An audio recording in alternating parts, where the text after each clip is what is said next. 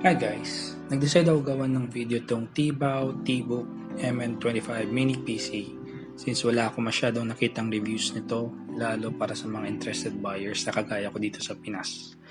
So sa mga gustong dumiretso sa unboxing, quick teardown, Windows setup, and gaming benchmarks, pwede nyo skip parts ng video na to dahil medyo mahaba siya. Maglalagay ako ng timestamp sa description. Sa interested kung paano bumili, please keep watching. Matagal ko nang gusto itong MN25 pero ang only site lang na nakita ko nagbebenta is banggood.com, geekbuying.com, and since wala akong experience bumili sa ibang overseas stores aside sa Lazada or Shopee, medyo hesitant ako dahil baka di dumating or baka ma-stuck sa customs. Lagi kong chine-check sa Lazada and Shopee kung available na, and one day, ayun, biglang nagsisulputan sila. And as you can see, marami ng sellers ngayon ng MN25. Ang question now is kung sino yung legit na seller. Mahirap malaman dahil wala pang reviews at the time of recording this video. Yung iba mas mahal compared sa SRP and merong iilang mura, so syempre dun muna ako sumubok mag-inquire. So nakakita ko ng seller na nagbebenta at 14K. Sabi ko ayos mas mura. Tingnan ko agad yung seller rating. Warning, ingat sa sellers na mababa o walang rating. Okay lang kahit minsan wala pang review dahil baka bago pa ang item sa market.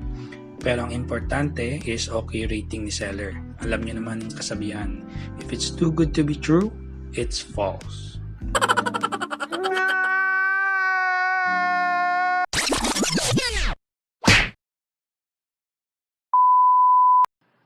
Team best yung seller. 76% rating. Medyo mababa. Pero 100% chat response. So, sinubukan kong mag-inquire. So, chinat ko si seller and yung may auto-reply. Sabi ko, is this the 8GB version?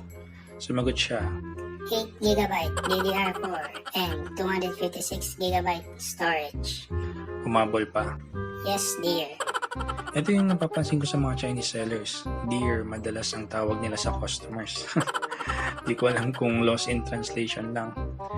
Anyway, sabi ko, why there are 3 different models but only difference is the plug? Why others are plug version so expensive? Pasensya na kayo sa barok na English. Barok din yung kausap ko . So, sumagot siya, Yes, dear. Different plug. Get different price. Parang walang sense. Sabihin natin na may additional production cost yung type of plugs. Pero 3,000 pesos difference? Hindi siguro. So sabi ko, that does not make sense. Why a different plug costs more? Then ang sabi ni seller, Why cannot make sense? Hindi na ako sumagot. Pero after a few minutes, pag-check ko ulit ng page nila, binago na nila yung price. Pare-pareho na silang mahal. Sabi ko, wala, malabo to. Baka scammer. So tinigilan ko na si seller at sumuko na ako sa pag-i-inquire. A few moments later. So may nakita akong ibang seller. 15,000 naman benta niya. Basta. Although may difference din yung prices sa plug types sa kanila, mas okay yung seller rating at 81%. So, nag-inquire din ako.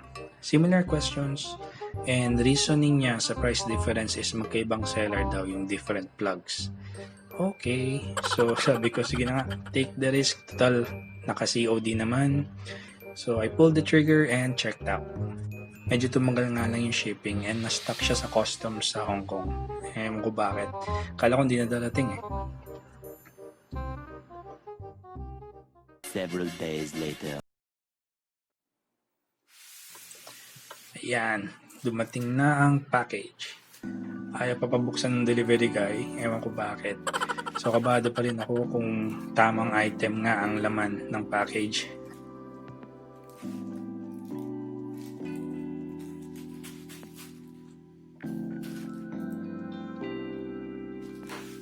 At nandito na tayo ngayon.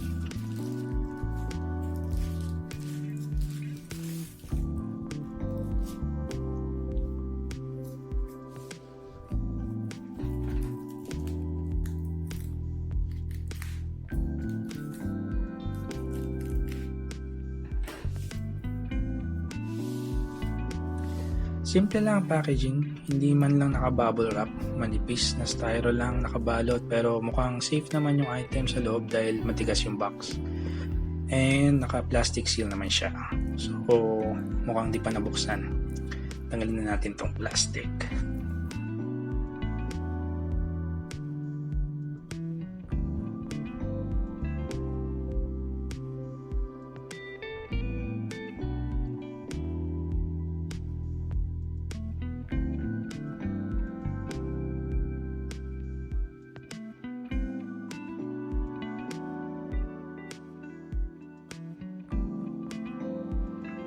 At ito na siya. So may soft plastic cover at medyo may kabigatan kumpara dun sa isang mini PC ko na J45, and mas malaki to ng konti.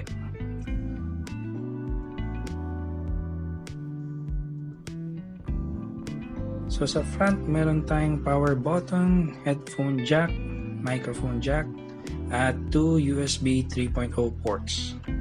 Sa gilid wala, sa kabila wala rin. At dito sa likod we can see the 19 volt DC in power jack, gigabit LAN port, 2 USB 2.0 ports, 1 HDMI port, and sabi sa spec sheet version 2.0, so that means kaya niyang mag 4K at 60 FPS. 1 display port and 2 more USB 3.0 ports. So ano pang meron? Tingnan natin ang laman ng accessories box. So aside dito mukhang wala na, styro na lang natira.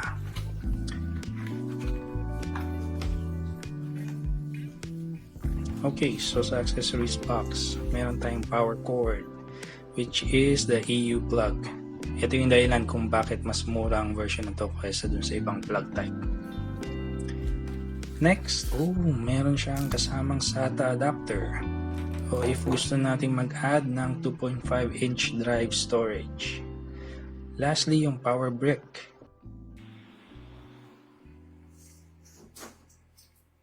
Standard DC power barrel plug, and for power output, we see 19 volts at 3.42 amps. So kung tama mental math ko, it's around 65 watts yung power delivery. Ano pa? User manual. So para to sa basic Windows setup. And wala na. Isa pang possible con for others is wala rin siyang kasamang visa bracket. And wala ring screws para sa mga gustong mag-add ng 2.5 inch drive. So next na gagawin natin ngayon is quick teardown. To check kung tama ba yung specs na nilagay nila sa page. Ay, may cat hairs pa. So mukhang may rubber feet siya at mukhang nakadikit using double-sided tape. Tanggalin na lang natin ng dahan-dahan.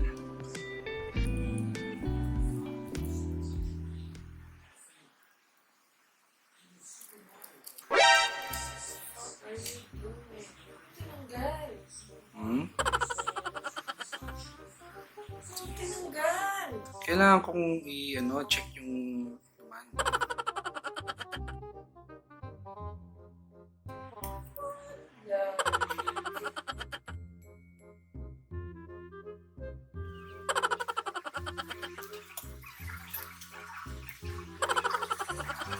Many unbearable hours later. Ay, okay. So next, unscrew na natin yung mga screws.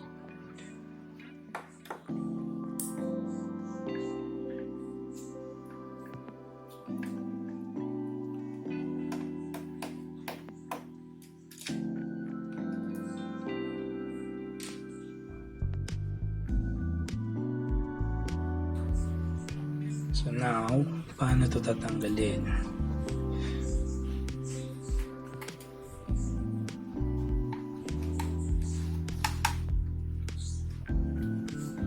Medyo matigas yung pagkaka-fit ng bottom cover.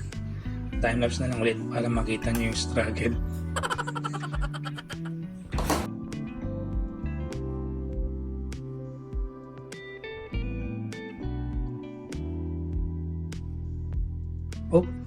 mukhang natatanggal yung top cover after removing yung screw sa ilalim. Okay, check muna natin to.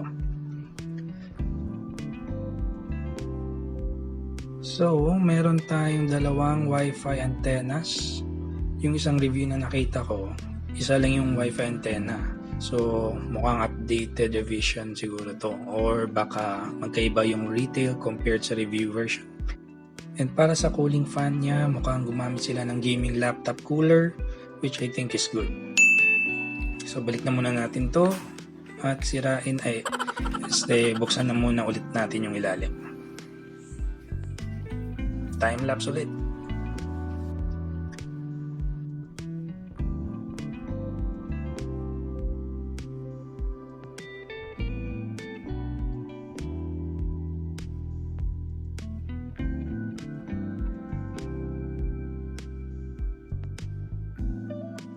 Okay, meron na siyang konting siwang. Konti na lang.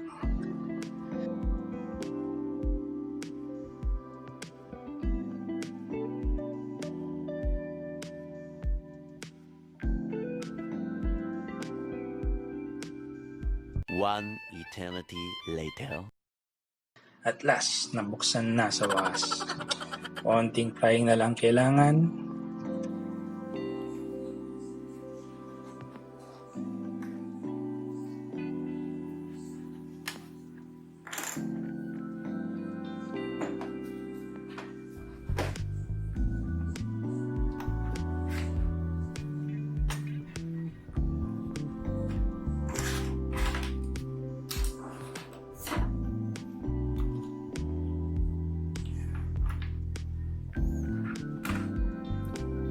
And ito na guys. So nakikita natin, meron tayong dual slots for sodium RAMs. Ibig sabihin, dual channel ng setup nito.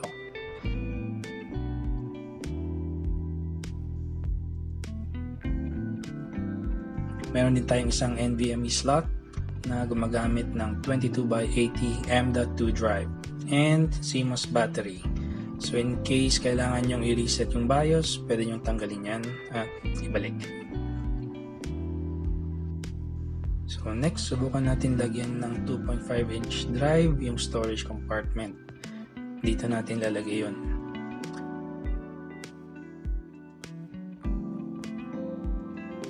And kailangan natin yung SATA adapter.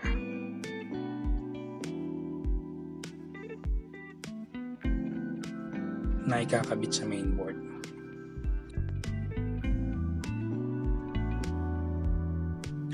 So, subukan na natin lagyan ng SSD drive. For this one, gagamitin ko yung extrang 240GB SanDisk SSD ko. Medyo manguhula ka nga lang sa orientation dahil walang instructions. Mukhang straightforward naman yung pagkabit ng SATA adapter.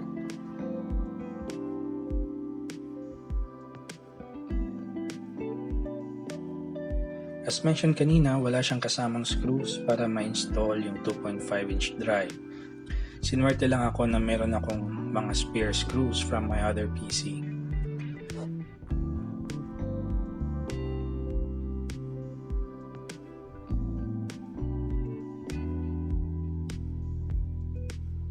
After ma-screw yung drive, don't forget to flip the flap before you insert the flex cable. Kailangan ingatan yung ribbon cable dahil mukhang mayuyupi siya. Mahirap na at baka ma-damage yung pin sa dulo ng flex cable. Tapos, ibalik lang yung cover. Make sure na tama yung orientation ng cover bago nyo isara. At i-screw nyo ulit.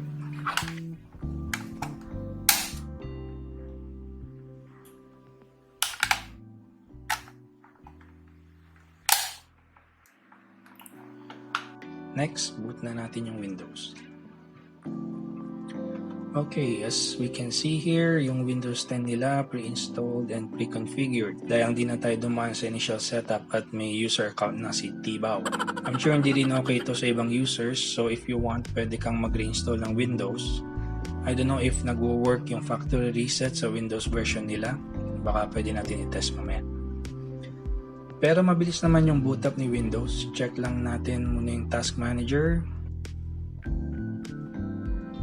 So mukhang tama naman yung specs so far. We have AMD Ryzen 5 2500U. Sa memory, 8GB and nakalagay na 2 of 2. So ibig sabihin tumatakbo talaga siya in dual channel mode. Tignan natin yung version ng Windows na naka-install.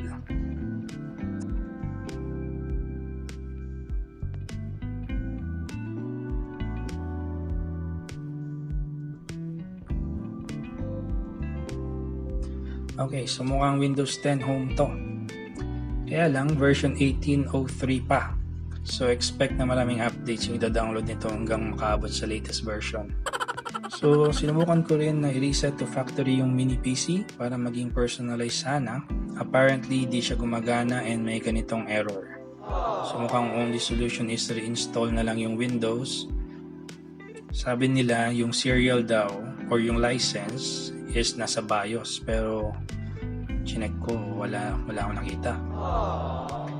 Next, silipin natin yung laman ng BIOS. Mukhang fully unlocked yung BIOS, which is very good para sa marurunong at mahilig mag-tinker sa settings. Tingnan natin sa advanced. So, may AMD CBS, may GFX configuration. I think ito yung isa sa importanteng settings dito. Pwede nyong i-manual set to allocate 1 or 2 GB of system RAM sa Vega 8 para makatulong gawing smooth yung gaming, lalo na if you decide to upgrade your RAM to 16 GB. Basta make sure na i-run nyo siya in dual channel mode. Kasi may mga RAMs na 1 stick, 16 GB, so mas maganda ang dalawang 8 GB yung kunin nyo. Balik na muna natin sa auto.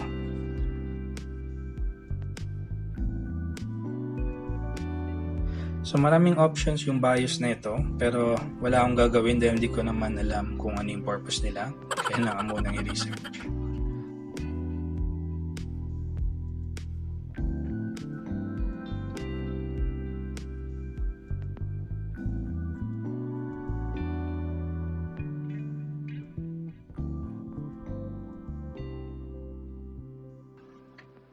Check natin yung DX diag.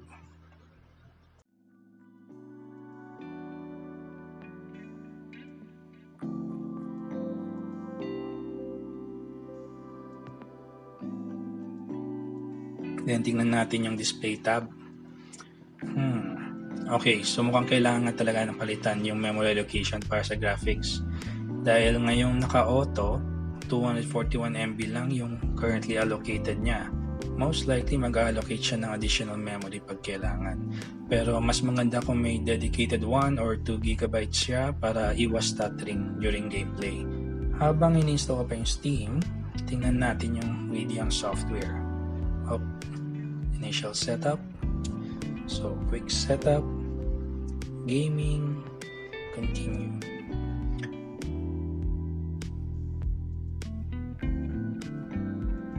So pwede nyo makita yung performance ng Vega 8 graphics dito.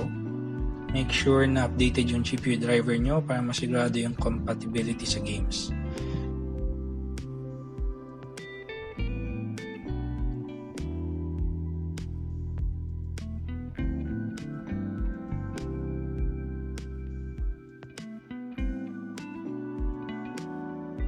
Next, tingnan natin yung power settings.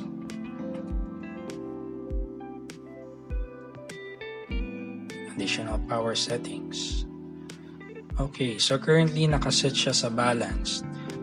Pero for Ryzen CPUs, mas magandang install natin yung AMD chipset drivers para mas optimize yung performance ng CPU sa Windows. So let's just go to AMD's website.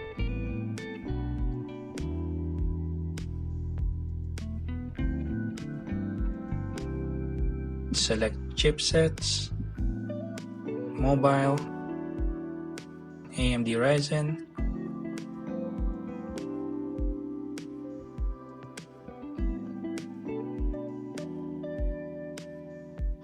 Windows 10 64-bit, then download.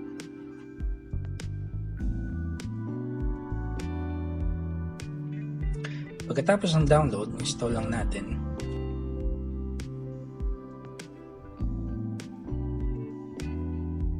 I-timelapse na natin to.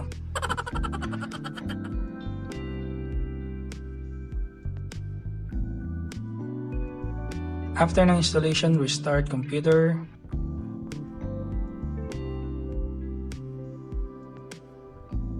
After restarting, check na natin ulit yung power settings.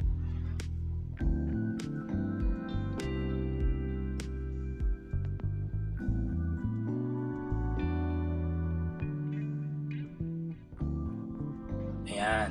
Pag nakalagay na AMD Ryzen balance, that means installed na yung optimized chipset drivers. Benchmark naman natin yung NVMe drive. I'm using Crystal Disk Mark.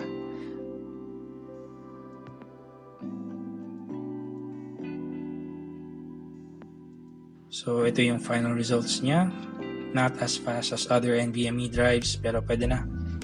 Mas mabilis na rin compared sa standard SSD drive. Tingnan natin yung drive setup neto. Okay, so mukhang ginawa nilang 3 partitions yung NVMe drive. Di ko alam ba't ganito setup na pinili nila. Pero I suggest merging yung DNE drives into one para if ever gusto mong i-format yung drive C, di mabubura yung second partition. So yun yung gagawin natin ngayon. Let's go to disk management.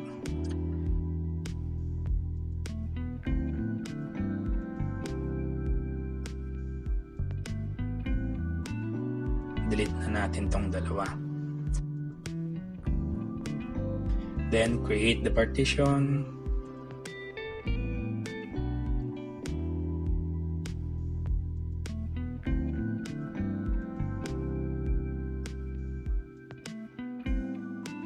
And done.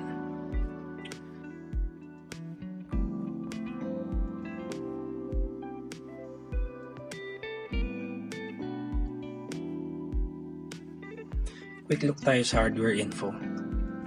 Mukhang nai-hit naman niya yung boost speed na 3.6 MHz. At highest CPU plus SoC power consumption niya maxed at 25.6 watts. So, at least alam natin na nagamit niya yung full potential ng APU. Sa temps, medyo mataas. Umabot ng 78 degrees kapag full load. Pero safe temps pa rin naman yan. Okay, next. Doon na tayo sa game benchmarks. Disclaimer lang guys. Since wala akong capture card, ginamit ko yung game bar na built-in sa Windows to record the game footage. So expect some frame drops. Kapag naka-disable yung screen capture ng game bar, mas mataas yung frame rates. So dagdagan nyo na lang around 10 to 15 FPS yung makikita nyong frame rates dito.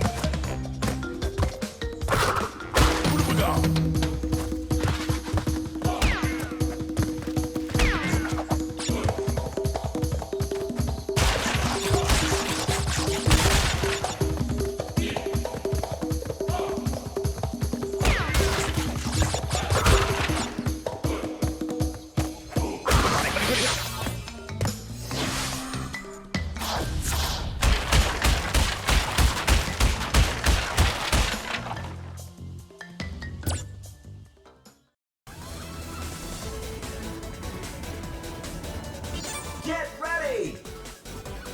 3, 2, 1, go!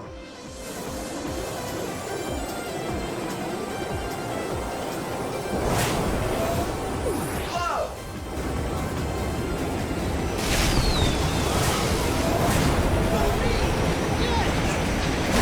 What?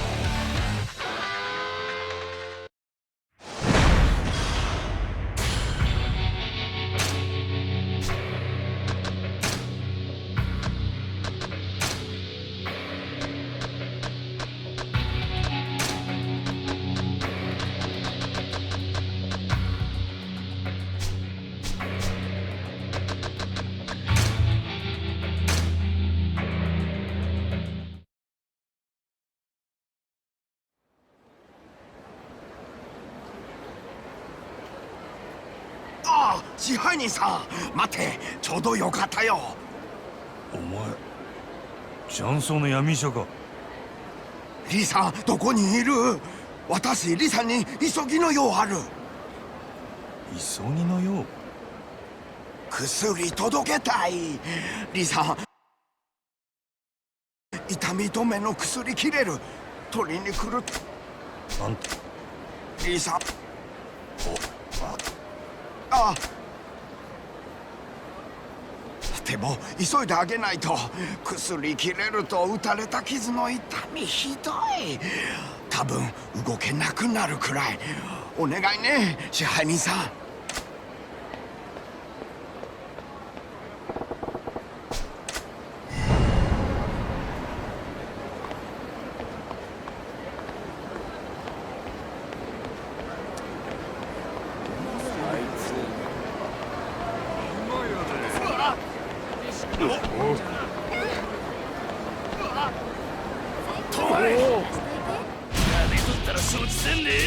やるんかい。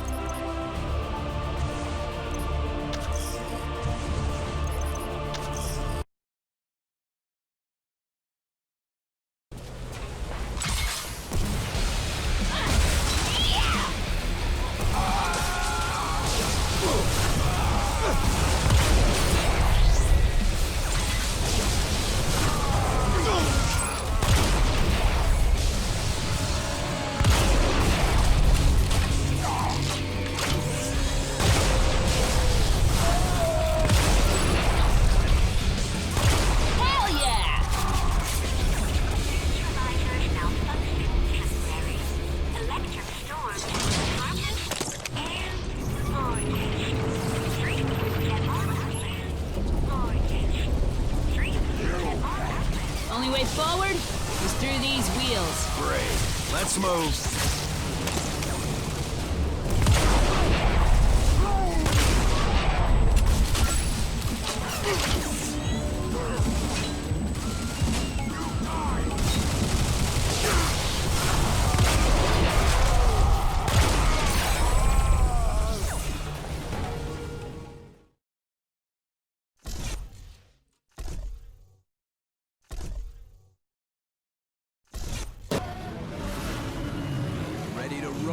challenge. Battle with the other drivers all over the city. Beat the takedown target before your car is totaled or before time runs out.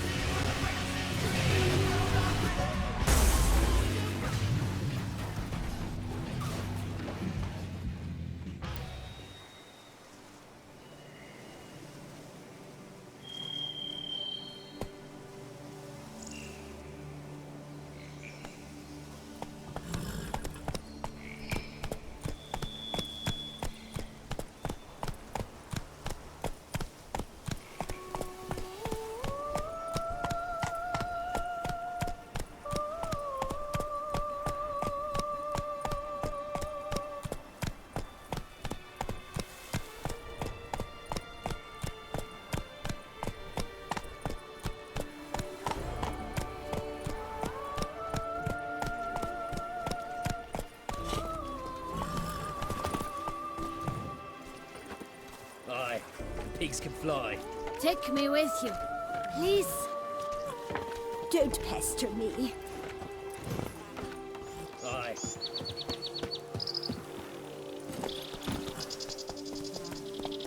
Run, Roach.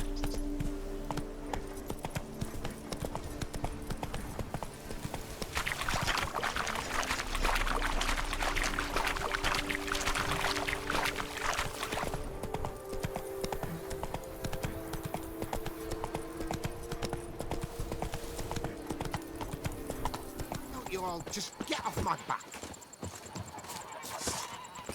Which eye you'll put someone's eye out. Which eye you'll put someone's eye out. Oh!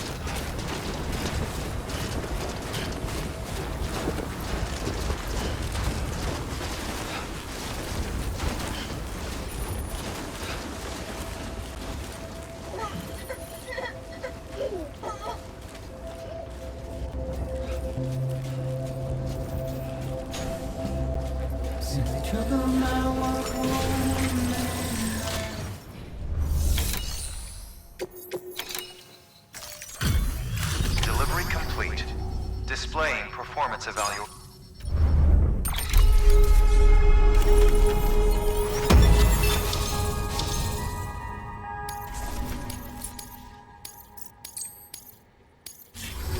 Request to join UCA registered. Awaiting.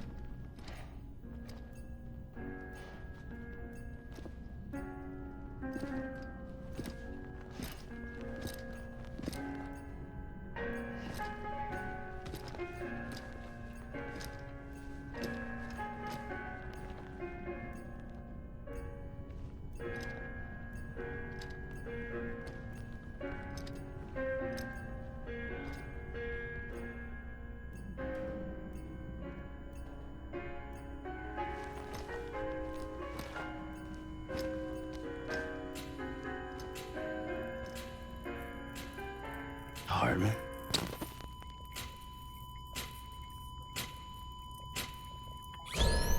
Administering shock.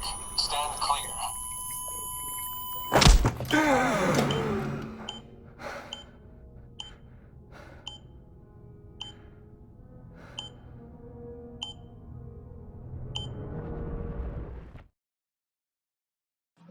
So overall, natuwa naman ako sa performance ng TBook MN25 mini PC. Okay na okay siya for productivity. Actually, ginawa ko tong video using it. Perfect din siya as a portable gaming console. Madadala ko during travel, kabit lang sa TV, or sa portable monitor, and ready to game na. Sobrang layo rin ng performance ng Vega 8 graphics compared sa Intel offerings na kadalasang ginagamit sa mga mini PCs these days. So kung interested din kayo kumuha nito, ilalagay ko yung link ng napagbilhan ko sa description. That's it guys. I hope na enjoy nyo yung video. Thanks for watching.